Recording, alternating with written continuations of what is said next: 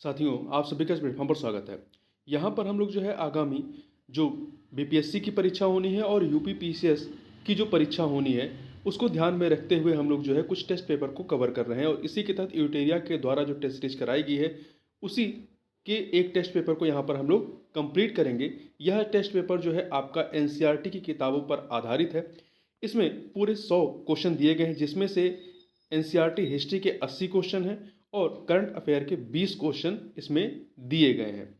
तो ये काफ़ी महत्वपूर्ण प्रश्न इसमें संकलित किए गए हैं। तो चलिए प्रारंभ करते हैं। इसमें पहला प्रश्न है कि कथक नृत्य भारत किस भाग से संबंधित है। तो कथक नृत्य जो है मुख्यतः उत्तर भारत और उत्तर भारत में भी उत्तर प्रदेश से संबंधित है। देखिए, कथक शब्द का अर्थ क्या होता है? कथा। कथक शब्द जो है कथा शब्द से निकला है, जिसका प्रयोग संस्कृत तथा अन्य भाषाओं में कहानी के लिए किया जाता है। ठीक है। कथक मूल रूप से उत्तर भारत के मंदिरों में कथा यानी कहानी सुनाने वालों की एक जाति थी।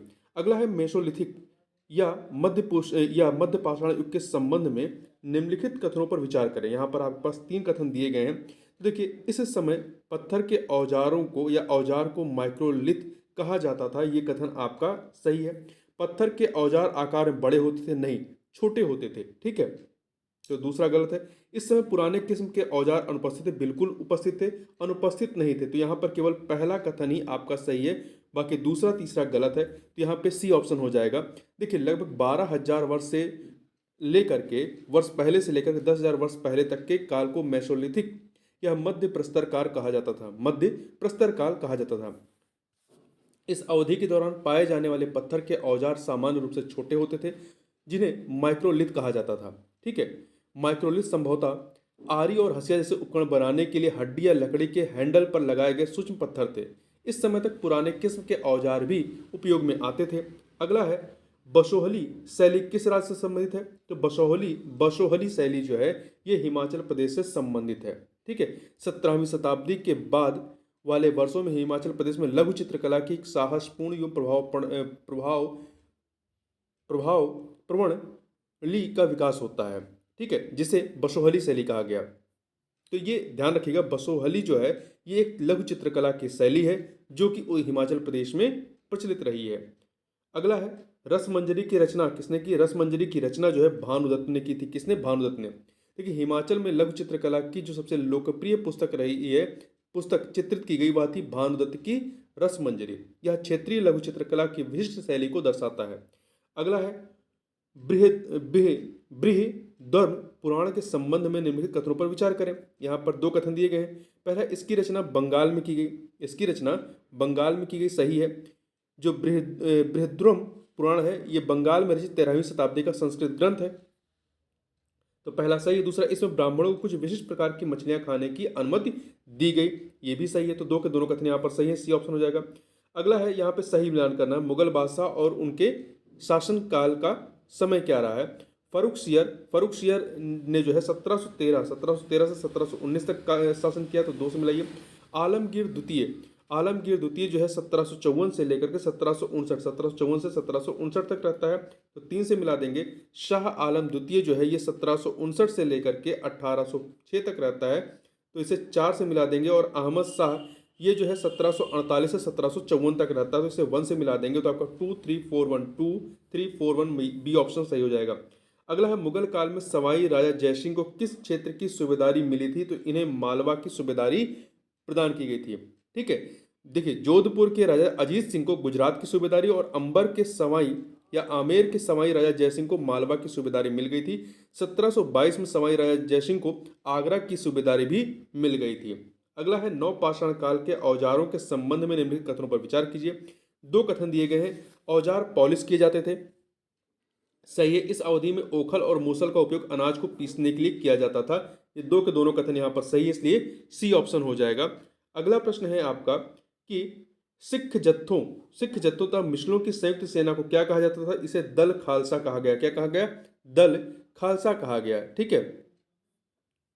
सिखों की राखी व्यवस्था के अंतर्गत उपज का कितना प्रतिशत हिस्सा संरक्षण के लिए दिया जाता था। तो ये प्रत्येक गांव से लिया जाता था 20%, मतलब 1/5 भाग उनके जो भू राजस्व होता था उसका 1/5 भाग जो है लिया जाता था उनकी रक्षा करने के लिए। अगला है, ऋग्वैदिक काल के दौरान प्रचलित राजनीतिक व्यवस्था के बारे में सत्य कथन का चयन करें। 2 कथन, राजा के पास लोगों से कर एकत्र करने की शक्ति थी, नहीं। राजा का पुत्र स्वाभाविक रूप से राजा का उत्तराधिकारी होता था, नहीं। 2 के दोनों कथन गलत हैं, तो यहाँ पे कोई भी सत्य नहीं है, तो डी ऑप्शन हो जाएगा। देखिए 1500 से लेकर 1500 ईसा पूर्व से 1100 ईसा पूर्व के काल को ऋग्वैदिक काल कहा जाता है। ऋग्वैदिक काल के दौरान कार्य संपादन के संदर्भ में 2 वर्गों का वर्णन मिलता है। पहला पुरोहित वर्ग, जिन्हें कभी कभी ब्राह्मण भी कहा गया है, जो विभिन्न अनुष्ठानों को संपन्न करवाता था। दूसरा वर्ग राजाओं का था। इन राजाओं के पास ना तो राजधानी नगर थे, न महल और सेनाएं थीं, ठीक है, न ही वे कर एकत्र कर सकते थे। सामान्य रूप से राजा का पुत्र राजा नहीं बनता था। अगला है उत्तर वैदिक काल की सामाजिक स्थिति के बारे में निम्नलिखित कथनों पर विचार करें। 2 कथन है, महिलाओं और शूद्रों दोनों को वेदों का अध्ययन करने की अनुमति नहीं दी गई थी, ये कथन सही है। अब वर्ण व्यवस्था जन्म के आधार पर तय की जाती थी उत्तर वैदिक काल में, ये 2 के दोनों कथन यहाँ पर सही है, यहाँ पे सी ऑप्शन हो जाएगा। प्रशस्ति का अर्थ क्या होता है? प्रशस्ति का अर्थ होता है प्रशंसा, प्रशंसा, ठीक है। प्रशस्ति एक किस्म, विशेष किस्म का अभिलेख होता है, ठीक है। यह एक संस्कृत शब्द है जिसका अर्थ होता है प्रशंसा, ठीक है। जैसे कि उदाहरण के तौर पर गौतमीपुत्र श्री सातकर्णी जैसे कुछ शासकों के लिए प्रशस्ति की रचना की गई थी। अगला है समुद्रगुप्त की नीतियों का वर्णन किसने किया है? तो समुद्रगुप्त की नीतियों का वर्णन जो है उनके दरबारी कवि हरिशेन ने किया। किसने किया? हरिशेन ने किया है, ठीक है। आगे बढ़ते हैं। हरिशेन ने प्रयाग प्रशस्ति में दक्षिणापथ के शासकों की संख्या कितनी बताई है? तो इन्होंने 12 बताई। कितनी बताई है? 12 बताई है, ठीक है। दक्षिणापथ के शासकों की संख्या 12 बताई है। विक्रम संवत की शुरुआत को किस शासक से जोड़कर देखा जाता है? चंद्रगुप्त द्वितीय से, गुप्त वंश के चंद्रगुप्त द्वितीय से। देखिए 58 ईसा पूर्व में प्रारंभ होने वाले विक्रम संवत को परंपरागत रूप से गुप्त राजा चंद्रगुप्त द्वितीय के नाम से जोड़ा जाता है, और ऐसा कहा जाता है कि उन्होंने शकों पर विजय के प्रतीक के रूप में संवत की स्थापना की तथा विक्रमादित्य की उपाधि धारण की थी। हर्षवर्धन को नर्मदा नदी के तट पर किसने रोका था? तो पुलकेशिन द्वितीय ने। किसने रोका था? पुलकेशिन द्वितीय, चालुक्य शासक पुलकेशिन द्वितीय के द्वारा इन्हें रोका गया था। तो यहाँ पर ए ऑप्शन सही हो जाएगा, ठीक है। अगला प्रश्न है आपका, एक सेकेंड। अगला है पल्लवों के काल में नगरम किसे कहा जाता था? पल्लवों के काल में नगरम, तो ये व्यापारियों के संगठन को कहा जाता था। नगरम जो है व्यापारियों का संगठन होता था। नगरम पल्लव वंश में व्यापारियों के संगठन का नाम था, ठीक है। जनपद का क्या अर्थ होता था? जनपद का अर्थ था जहां पे जन के बसने की जगह जनपद कहलाती थी, ठीक है। महाजनपदों का उद्भव लगभग कितने वर्ष पूर्व हुआ था? तो महाजनपदों का उद्भव लगभग जो है 2500 साल पहले हुआ था, ठीक है। आगे चलते हैं। महाजनपद काल के संबंध में निम्नलिखित कथनों पर विचार करें। यहाँ पे 2 कथन है। हल के फाल अब लोहे के बनने लगे, महाजनपद काल में सही है। धान के पौधों का रोपण प्रारंभ हो गया, 2 के दोनों कथन यहाँ पर सही है। तो पूछा असत्य कथन कौन सा है? तो कोई भी असत्य कथन नहीं है, इसलिए डी हो जाएगा, ना तो 1 ना तो 2। देखिए महाजनपद युग में कृषि के क्षेत्र में 2 बड़े परिवर्तन होते हैं। पहला, जो हल होता था जिससे जुताई की जाती थी, तो हल के फाल अब लोहे के बनने लगे। अब कठोर जमीन को लकड़ी के फाल की तुलना में लोहे के फाल से आसानी से जोता जा सकता था, इससे फसलों की उपज बढ़ गई। दूसरे, लोगों ने धान के पौधों का रोपण शुरू किया, अर्थात खेतों में बीज छिड़क कर धान उपजाने के बजाय धान की पौधे तैयार कर उनका रोपण शुरू किया गया। अब पहले की तुलना में बहुत ज़्यादा पौधे जीवित रह जाते थे और पैदावार भी इससे ज़्यादा होती थी।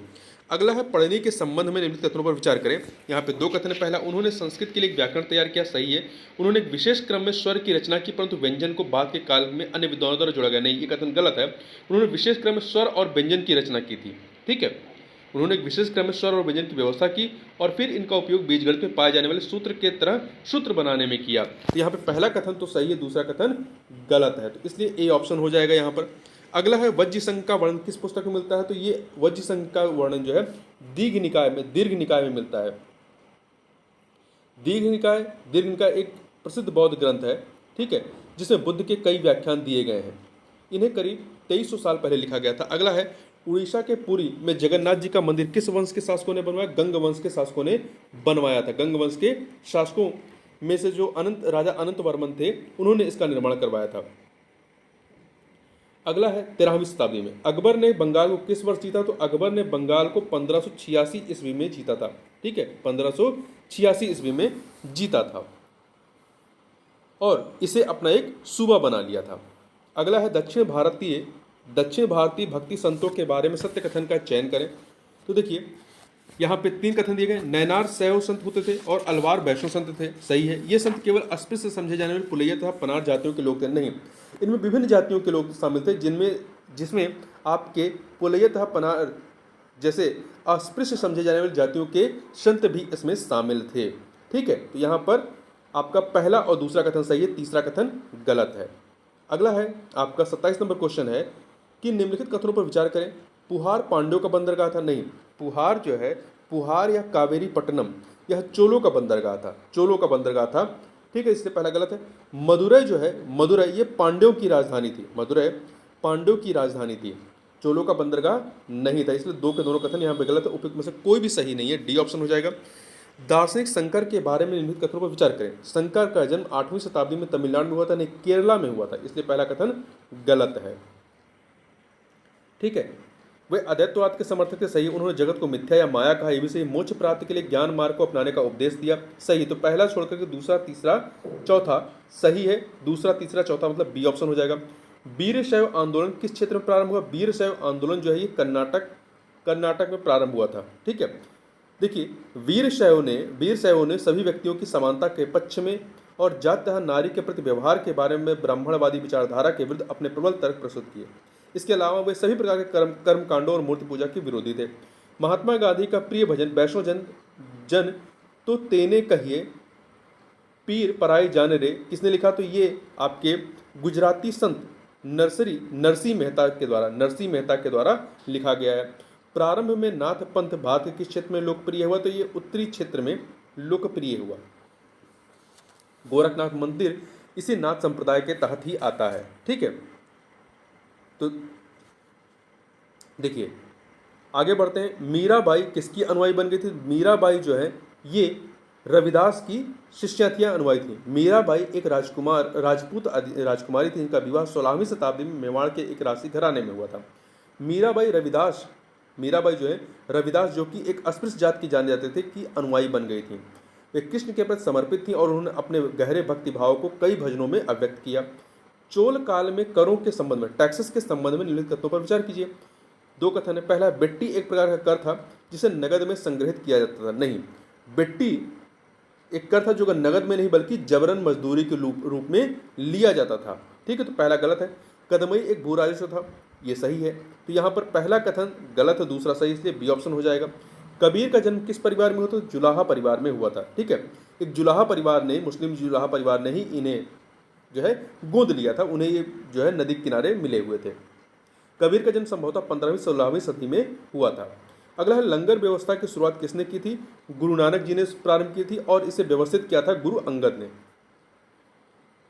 आगे बढ़ते हैं। अगला प्रश्न है आपका कि संस्कृत व्याकरण की रचना किसने की थी? तो संस्कृत व्याकरण की रचना जो है पाणिनि के द्वारा की गई थी। स्वामी महावीर ने अपनी शिक्षा किस भाषा में दी? तो इन्होंने जो है प्राकृत भाषा में अपनी शिक्षा दी थी। अगला है, जैन धर्म के संदर्भ में निम्नलिखित कथनों पर विचार कीजिए। 2 कथन है। मुख्यतः व्यापारियों ने जैन धर्म का समर्थन किया, सही है। साधारणतः किसान वर्ग के लोगों ने जैन धर्म को स्वीकार नहीं किया, ये भी सही है। क्यों नहीं स्वीकार किया? क्योंकि इसमें अहिंसा पर जोर दिया गया था, जबकि कृषि कार्य में कीड़े मकोड़ों को मारना पड़ता था। ठीक है, उनकी मतलब एक प्रकार से मौत होती थी कीड़े मकोड़ों की, तो इसलिए किसान वर्ग ने जैन धर्म को स्वीकार नहीं किया था।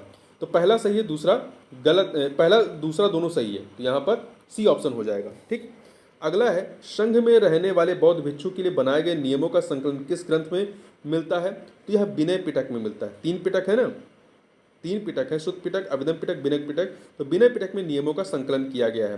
निम्नलिखित में से कौन सा कथन बौद्ध संघ के संदर्भ में सही नहीं है? संघ के पुरुषों और स्त्रियों के रहने के लिए अलग अलग व्यवस्था, सही है। सभी व्यक्ति संघ में प्रवेश ले सकते थे, सही है। संघ में प्रवेश के लिए बच्चों को अपने माता पिता से अनुमति लेनी होती थी, सही है। विवाहित स्त्रियों को संघ में प्रवेश के लिए अपने माता पिता से अनुमति की आवश्यकता होती नहीं, अपने पति से अनुमति की आवश्यकता होती थी। यहाँ पे डी वाला सही नहीं है। अगला है, महायान के संबंध में निम्नलिखित कथनों पर विचार करें। 2 कथन है। ये बौद्ध धर्म से संबंधित था। बौद्ध धर्म जो है आपका जो चौथी इसकी संगीत होती है, उसके बाद ये 2 भागों में विभाजित होता है, महायान और हीनयान में। ठीक है, तो महायान बौद्ध धर्म से संबंधित है। दूसरा, इन्होंने बौद्ध धर्म में मूर्ति पूजा को बढ़ावा दिया था, महायान ने। ठीक है, ये भी सही, 2 के दोनों कथन सही, क्योंकि महायान में जो है बुद्ध को ईश्वर के रूप में माना गया है। तो यहाँ पे दो के दोनों कथन सही है, सी ऑप्शन हो जाएगा। बोधिसत्व के संबंध में निम्नलिखित कथनों पर विचार करें। बोधिसत्व के संबंध में तो देखिए तीन कथन है। वे ज्ञान प्राप्ति के पश्चात एकांतवास में साधना करते थे, नहीं, जो बोधिसत्व प्राप्त कर लेते थे ये कर सकते थे, मतलब एकांतवास करते हुए ध्यान साधना कर सकते थे, लेकिन ऐसा करने के बजाय वे लोगों को शिक्षा देने और मदद करने के लिए सांसारिक परिवेश में ही रहना ठीक समझने लगे थे। ठीक, तो पहला वाला गलत है। बोधिसत्व की पूजा काफ़ी लोकप्रिय थी, सही है। वे भारत के बाहर जापान, चीन और दक्षिण कोरिया में काफ़ी लोकप्रिय हुई, ये भी सही है। तो पहला छोड़ के दूसरा तीसरा आपका सही है, यहाँ पे बी ऑप्शन हो जाएगा। अगला है भारत की यात्रा पर आए निम्नलिखित चीनी बौद्ध तीर्थयात्रियों के कालक्रम के अनुसार सही क्रम लगाइए। तो देखिए फाशियान या फायान, इसके बाद ह्वेनसांग आते हैं और सबसे लास्ट में इतसिंग आते हैं, तो यहाँ पे बी ऑप्शन आपका जो है वो सही हो जाएगा। आगे चलते हैं 44 नंबर क्वेश्चन देखते हैं। 44 है चंद्रगुप्त मौर्य के दरबार में जो पश्चिम एशिया की यूनानी राजा सेल्यूकस निकेटर का राजदूत कौन था? ठीक है, तो ये राजदूत कौन था? ये मेगस्थनीज, जिसने इंडिका नामक पुस्तक लिखी थी। अगला निम्नलिखित में से कौन भारत में आए विदेशी आक्रमणकारियों का सही क्रम है? तो सबसे पहले आपके आते हैं हिंद यमन, फिर हिंद यमन, शक, हिंद पार्थियन और फिर कुषाण आते हैं। हिंद यमन, शक, हिंद पार्थियन और कुषाण आते हैं। अशोक ने जगह जगह जाकर लोगों को शिक्षा देने के लिए अधिकारियों की नियुक्ति की। इन अधिकारियों को निम्नलिखित में से किस नाम से जाना जाता था? धम्म महामात्र की नियुक्ति की थी, तो इन्हें धम्म महामात्र कहा जाता था। अशोक के संबंध में निम्नलिखित कथनों पर विचार कीजिए। तीन कथन है, पता नहीं सही कौन से हैं। अशोक ऐसा पहला शासक था जिसने अभिलेखों द्वारा जनता तक अपना संदेश पहुंचाने की कोशिश की, यह कथन आपका सही है। अशोक के ज़्यादातर अभिलेख खरोष्टी लिपि में लिखे गए हैं, खरोष्टी लिपि में लिखे गए हैं नहीं, ज़्यादातर अभिलेख जो है प्राकृत भाषा और ब्राह्मी लिपि में लिखे गए हैं, खरोष्टी लिपि में नहीं ब्राह्मी लिपि में लिखे गए, तो दूसरा गलत है। अशोक ने अपने एक अभिलेख में 13वें अभिलेख में कलिंग युद्ध का वर्णन किया है, ये सही है, तो पहला आपका सही है, तीसरा सही है, दूसरा गलत है, तो यहाँ पे सी ऑप्शन हो जाएगा। अगला है मुगलों की जागीर दिल्ली सुल्तानों में किसके बराबर थी? मतलब जो जागीरदारी व्यवस्था थी मुगलों की, वो सुल्तानों की किस व्यवस्था के बराबर थी या तरह थी? तो इक्ता व्यवस्था के समान थी। अगला है 14वीं शताब्दी के ग्रंथ लीला तिलक्कम के बारे में सत्य कथन का चयन करें। तो देखिए यह केरल में मलयालम में लिखी गई ऐसी पहली साहित्यिक पुस्तक है जो व्याकरण और काव्य से संबंधित है, नहीं, यह कथन आपका सही नहीं है। देखिए 14वीं शताब्दी का एक ग्रंथ लीला तिलक्कम जो व्याकरण और काव्यशास्त्र विषयक है, मणिप्रवालम शैली में लिखा गया है, ठीक है, और मणिप्रवालम का शाब्दिक अर्थ होता है हीरा और मंगा। देखिए जो यहाँ दो भाषाओं संस्कृत और क्षेत्रीय भाषा के साथ साथ प्रयोग की ओर संकेत करता है, तो यहाँ पर आपका देखिए पहला भी गलत, दूसरा इस पुस्तक की रचना केवल संस्कृत भाषा में की गई, नहीं, संस्कृत के साथ क्षेत्रीय भाषा में भी की गई, इसलिए ये दोनों कथन ही आपका यहाँ पर गलत हो जाता है, तो यहाँ पर आपका डी ऑप्शन हो जाएगा। आगे चलते हैं। निम्नलिखित में किन स्थानों पर अशोक के शिलालेख प्राप्त हुए हैं? तो कंधार, जौगढ़, लुम्बिनी, ब्रह्मगिरी, गिरनार, इन सभी जगहों पर जो है प्राप्त हुए। इसके अतिरिक्त वैशाली, सारनाथ, इलाहाबाद, अमरावती, सांची, यहाँ सभी भी अशोक के शिलालेख पाए गए, तो डी ऑप्शन हो जाएगा। अगला है अशोक ने धम्म के विचारों को प्रसारित करने के लिए अपने राजदूत को निम्न से कहाँ भेजा था? सीरिया, मिस्र, श्रीलंका, ठीक है, इत्यादि जगहों पर भेजा था। अपने पुत्र महेंद्र और पुत्री संघमित्रा को इसी कार्य हेतु श्रीलंका भेजा था इन्होंने, यहाँ पे डी ऑप्शन हो जाएगा। आगे बढ़ते हैं। अगला प्रश्न है आपका कि मौर्य साम्राज्य में अक्सर राजकुमारों को कौन सा पद दिया जाता था? तो राज्यपाल, छोटे छोटे प्रांतों का राज्यपाल या गवर्नर बनाया जाता था इन्हें। भारत को उपमहाद्वीप कहा जाता है क्योंकि बड़े आकार के कारण और समुद्रों, पहाड़ियों तथा पर्वतों में बढ़ते होने के कारण, दो के दोनों ही उपयुक्त रीजन है, तो सी ऑप्शन हो जाएगा। अगला है महाजनपद काल में अनाज रखने के लिए किस पात्र का उपयोग होता था? चित्रित धूसर मृद भांड, ये मिट्टी के बने होते थे। पांडुलिपियों का क्या महत्व है? पांडुलिपियों से प्राचीन ज्ञान विज्ञान की बातों की मतलब उसमें बातों की चर्चा मिलती है, राजाओं के जीवन की चर्चा की प्राप्त होती है, उससे धार्मिक मान्यताओं व व्यवहारों के बारे में जानकारी मिलती है, स्तंभ लेखों के अध्ययन में सहायक होते हैं। तो ये सभी के सभी जो है दृष्टियों से ये पांडुलिपियां महत्व रखती हैं। निम्नलिखित में से कौन कुषाणों की दूसरी राजधानी थी? तो कुषाण की दो राजधानियां थी, एक आपकी पुरुषपुर या पेशावर थी, दूसरी मथुरा थी, तो दूसरी पूछा इसलिए मथुरा, सी ऑप्शन हो जाएगा। अरिका मेडु नामक प्राचीन पत्तन निम्नलिखित में से कहाँ स्थित था? पुंडुचेरी में स्थित था। जातक कथाओं का संकलन निम्नलिखित में से किसके द्वारा किया गया? बौद्ध अनुयायियों के द्वारा जातक कथाओं का संकलन किया गया। जातक कथाएं बौद्ध ग्रंथ जो सुत्पिटक है, सुत्पिटक के अंतर्गत खुद्दक निकाय का खुद्दक निकाय का भाग है। इन कथाओं में भगवान बुद्ध की कथाएं जो मान्यता यह है कि मतलब यह मान्यता है कि खुद गौतम बुद्ध जी के द्वारा कहे गए हैं। इन कथाओं को या कहानियों को गौतम बुद्ध जी के द्वारा कहा गया है। हालांकि कुछ विद्वानों का मानना है कुछ जातक कथाएं गौतम बुद्ध के निर्माण के बाद उनके शिष्यों के द्वारा कही गई हैं। दक्षिण भारत तमिल क्षेत्र में बड़ी भूस्वामियों को दक्षिण भारत के तमिल क्षेत्र में बड़ी भूस्वामी जो बड़े भूस्वामी थे उनको क्या कहा जाता था? उन्हें बिलल्ला कहा जाता था। उन्हें बिलल्ला कहा जाता था। बिल्लाल या बिलल्ला बिल्लाल बिल्लाल कृषि जमींदारों का एक विशिष्ट वर्ग था जिसने संगम युग के दौरान प्राचीन तमिल व्यवस्था के अभिजात वर्ग का गठन किया। ठीक है, तो बड़े भूस्वामियों को बिल्लाल या बिल्ला कहा जाता था। साधारण हलवाहों को उड़वार कहा जाता था और जो भूमिहीन मजदूर थे उन्हें दास कैडेशियार या अधिमई कहा जाता था। आगे बढ़ते हैं, 60 नंबर क्वेश्चन देखते हैं। अफगानिस्तान से प्राप्त होने वाले कंधार अभिलेख के संबंध में निम्नलिखित कथनों पर विचार कीजिए। दो कथन है। पहला, अभिलेख पर अशोक शासक का आदेश उत्कीर्ण करवाया गया।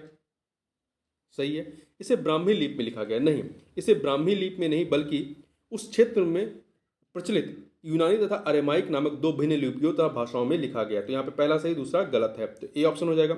पुरातात्विक स्रोतों के संबंध में निम्नलिखित में से कौन सी चीजें शामिल है? तो पुरातात्विक स्रोतों के तहत अभिलेख, मिट्टी के बर्तन, जानवरों की हड्डियां, धातु, औजार, आभूषण, ये सभी के सभी आते हैं, इसलिए 1 2 3 4 5 6 ये सभी हो जाएंगे। डी सी ऑप्शन हो जाएगा। प्रारंभिक मानव आखेटक खाद्य संग्राहक के रूप में एक जगह से दूसरी जगह क्यों घूमते थे? तो इससे कई कारण थे, जैसे एक जगह रुकने के कारण वहां के फल वृक्ष तथा जानवरों को खाकर समाप्त कर देते थे, एक कारण था। दूसरा, शिकार ढूंढने के कारण, शिकार ढूंढने के लिए एक जगह से दूसरी जगह जाना पड़ता था। तीसरा, मवेशी का चारा ढूंढने के लिए, और मौसम बदलने के कारण भी इन्हें एक जगह से दूसरी जगह स्थान परिवर्तन करना पड़ता था। तो 1 2 3 4 डी ऑप्शन हो जाएगा। आहत सिक्के के संदर्भ में निम्नलिखित कथनों पर विचार कीजिए। पहला, आहत सिक्के सामान्यतः आयताकार, वर्गाकार या गोलाकार होते थे। सही है। आहत सिक्कों को सामान्यतः ढाल कर बनाया जाता था। नहीं, इन्हें ढालने की व्यवस्था नहीं थी, इन्हें पीट कर या चद्र को काट करके बनाया जाता था। तो पहला सही दूसरा गलत है। यह सिक्के चांदी या तांबे के विभिन्न आकृतियों के होते थे। सही है। देखिए, इसमें कुछ लिखा नहीं होता था, इसमें कुछ चिन्ह वाले कुछ ठप्पे बनाए जाते थे। तो यहाँ पे पहला और तीसरा सही है, दूसरा गलत है। तो पूछा गलत कौन सा? तो दूसरा वाला, बी ऑप्शन हो जाएगा।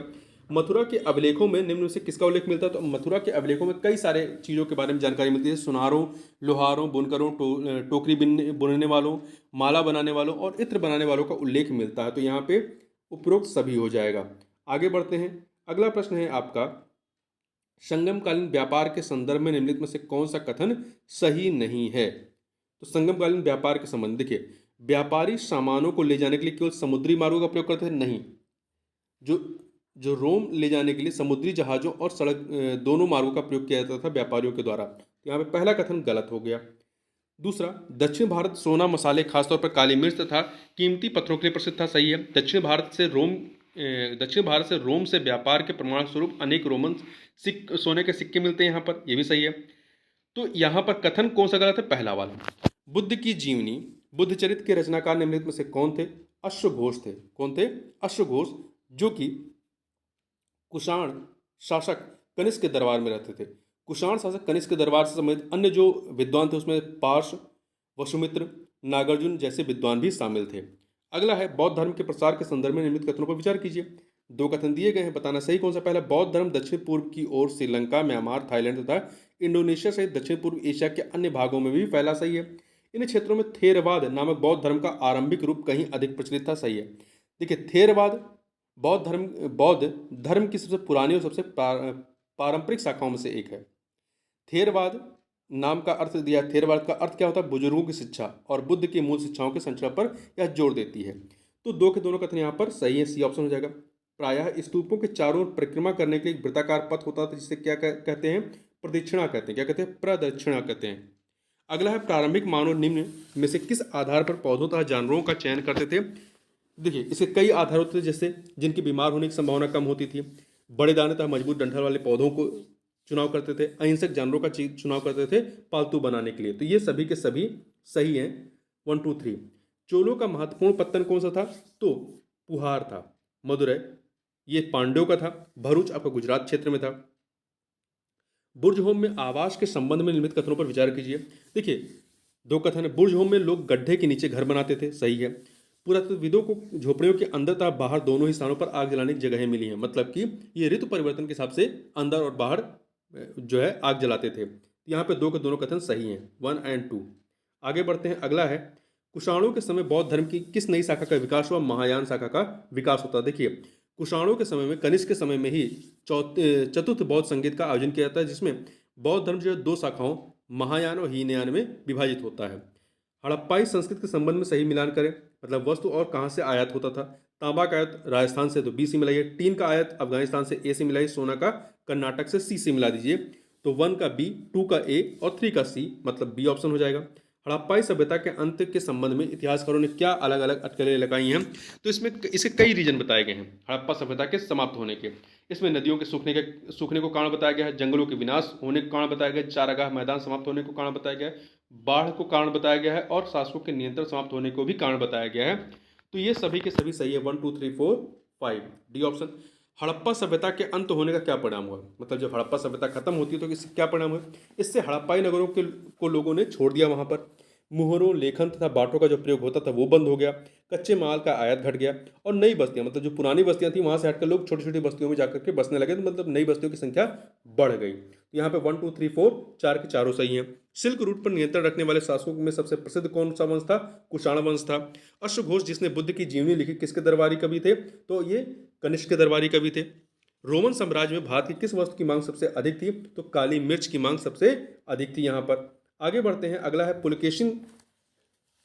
जो चालुक्य शासक पुलकेशिन थे, इनके बारे में निम्नलिखित में से कौन सा कथन सत्य नहीं है? तो देखिए, ऐहोल शिलालेख पुलकेशिन द्वितीय की विजय का वर्णन करता है, सही है। गुप्तों के खिलाफ लड़ाई में इनकी मृत्यु हो गई, नहीं, ये कथन आपका गलत है। तीसरा, नरसिंह वर्मन ने पुलकेशिन द्वितीय को हराया और वातापी पर कब्जा कर लिया, सही है। पुलकेशिन द्वितीय ने 610 से 642 तक शासन किया, ये भी सही है। तो यहाँ पे आपका बी ऑप्शन ही नहीं सही है, बाकी अन्य सही हैं। जाट राज्य अपने किस राजा के समय शक्तिशाली रूप में उभरता? तो सूरजमल के समय में, सूरजमल के समय में ये शक्तिशाली रूप में उभरता है। सूरजमल जो है ये जाट सरदार बदन सिंह के पुत्र थे। अगला 16वें वित्त आयोग के चेयरमैन कौन नियुक्त किए गए हैं? तो ये अरविंद पनगड़िया को नियुक्त किया गया है। ठीक है, ये नीति आयोग के पूर्व उपाध्यक्ष थे, मतलब जो नीति आयोग गठित किया गया जिसके पहले उपाध्यक्ष बनाए गए थे वो अरविंद पनगड़िया बनाए गए थे। तो इसके अतिरिक्त 16वें वित्त आयोग के सचिव के रूप में किसे नामित किया गया? ऋत्विक रंजना पांडे को। और आयोग का कार्यकाल 2026-27 से लेकर के 2030-31 तक रहेगा। केंद्र सरकार ने पिछले कुछ वर्षों में राष्ट्र विरोधी गतिविधियों में संलिप्त होने के कारण किन संगठनों पर प्रतिबंध लगाया है?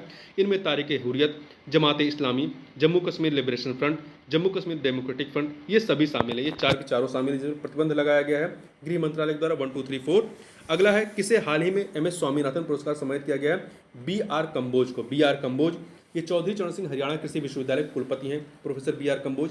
इन्हें प्रतिष्ठित MS स्वामीनाथन पुरस्कार सम्मानित किया गया। कंबोज को यह अवार्ड कृषि विज्ञान के क्षेत्र में वैज्ञानिक और विस्तार विशेषज्ञ के रूप में उनके योगदान के लिए दिया गया है। इन्हें यह पुरस्कार कर्नाटक के राज्यपाल थावरचंद गहलोत के द्वारा प्रदान किया गया। संयुक्त सैन्य अभ्यास डेजर्ट साइक्लोन भारत और किस देश के मध्य आयोजित किया गया?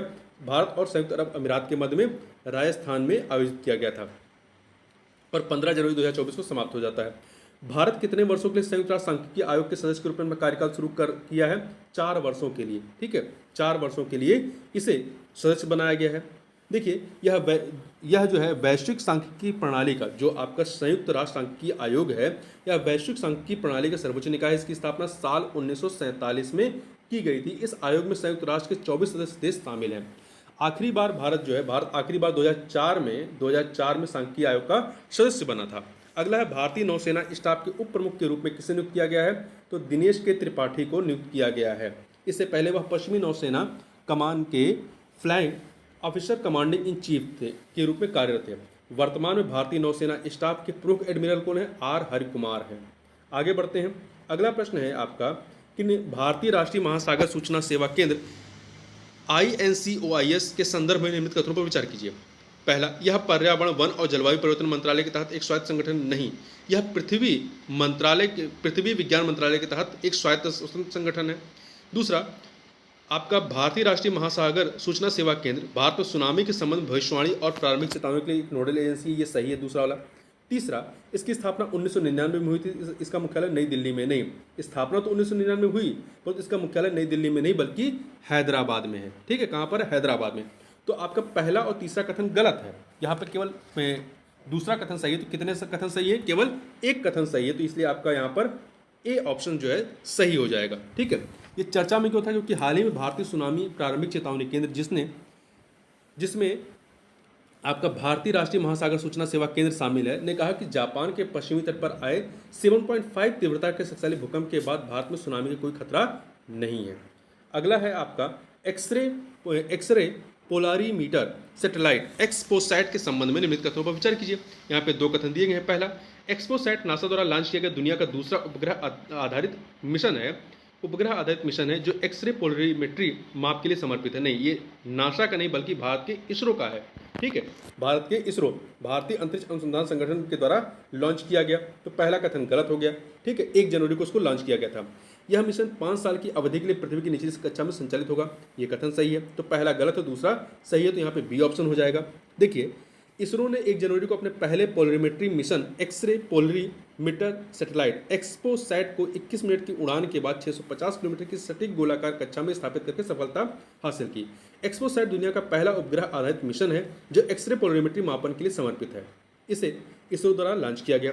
अगला है निम्न पर विचार करें। 4 चीजें हैं।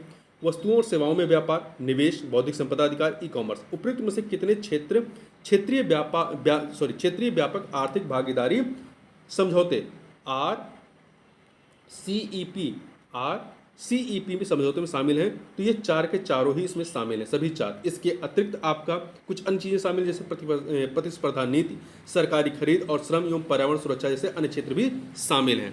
अगला है भारत और म्यांमार के बीच मुक्त आवाजाही व्यवस्था, जिसे FMR कहते हैं शॉर्ट में, के संदर्भ में निम्नलिखित तथ्यों पर विचार करें। देखिए, अभी हुआ क्या है कि हाल ही में इस व्यवस्था को बंद करने की घोषणा की गई है भारत के द्वारा। तो देखिए, इसमें व्यवस्था क्या थी? पहला, यह दोनों देशों के बीच व्यापार और निवेश को सुविधाजनक बनाने वाला एक समझौता नहीं, गलत है। भारतीय नागरिकों को म्यांमार में FMR लाभ प्राप्त करने के लिए म्यांमार सीमा चौकी पर आगमन पर वीजा की आवश्यकता थी, नहीं। भारत म्यांमार सीमा की पूरी लंबाई FMR के अंतर्गत आती है, नहीं। इसमें से कोई कथन सही नहीं। देखिए, है क्या जो ये आपका FMR है मतलब मुक्त आवाजाही व्यवस्था, इसका लक्ष्य जो है सीमा संबंधों में सुधार करना और समुदाय को जोड़ना था, लेकिन यह मुख्य रूप से व्यापार या निवेश को सुविधाजनक बनाने पर केंद्रित नहीं था। इसे व्यापार, खेती और पारिवारिक यात्राओं जैसे विशिष्ट उद्देश्यों के लिए अस्थायी सीमा पार आवाजाही के लिए डिजाइन किया गया था।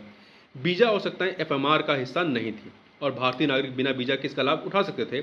FMR दोनों देशों के बीच लंबे समय से चली आ रही समझ पर आधारित एक वीजा मुक्त व्यवस्था थी। FMR सीमा के दोनों ओर, FMR जो है वो सीमा के दोनों ओर 16 किलोमीटर के भीतर एक विशिष्ट क्षेत्र तक ही सीमित था, न कि संपूर्ण। जो देखिए, भारत और म्यांमार के बीच की जो सीमा है वो कितनी लंबी है? 1643 किलोमीटर लंबी है।